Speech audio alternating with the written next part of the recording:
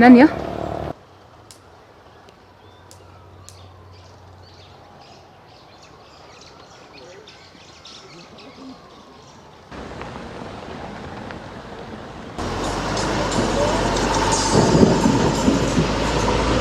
Cha ukweli hii barabara imechukua muda tangu waanze hii mradi wao.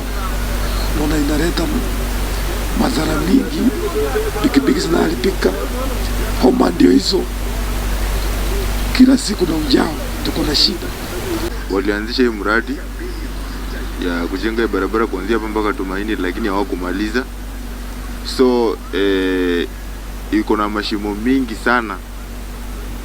So tulikuwa tunaomba serikali kama inaweza kutumalizia hii barabara, at least waunde, itakuwa rahisi kwetu hata kufika huko hivyo Tumaini.